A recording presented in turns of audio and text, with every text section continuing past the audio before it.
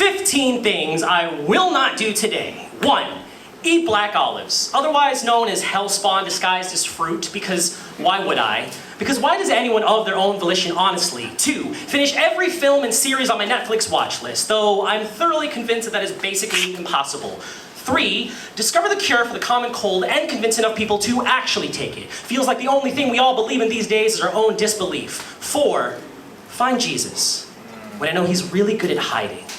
In the trees, in the sea, in that pretty smile from across the room. 5. Have a DDR dance battle against the reincarnation of Freddie Mercury set to the song Through the Fire and the Flames by Dragon Force, but man, I wish. 6. Stop cracking corny jokes and witty rejoinders, because despite the many uproarious claims to the contrary, I know in my heart of hearts that my wordplay is hilarious, and that is my simply way of interpreting the world. 7.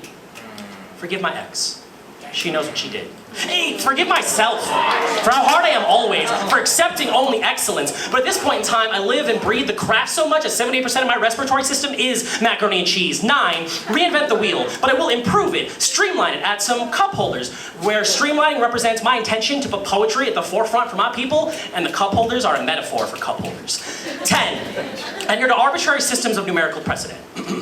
4,964. Travel to an alternate dimension where God made Eve first, and Genesis 2 verse 21 goes, so the Lord God caused the woman to fall into a deep sleep. And while she was sleeping, he scraped a slug off the bottom of one of her feet and caused it to grow tenfold its original size in the mold and the shape of the woman. And God said, behold. And the woman said, bet.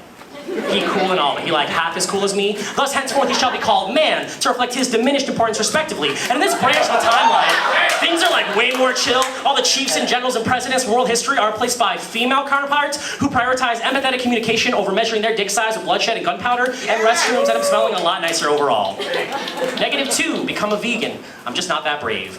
Roman numeral XVII. Discover my long lost acceptance letter into Hogwarts, and even though I graduated from primary school over a decade ago, I'd still like to attend anyways, only to find that I don't have the fiscal capacity to afford the premier institution for witchcraft and wizardry, so I ended up taking a couple of years at Pig Spittle in Santa Monica, and I kind of hope that the cuts transfer over later.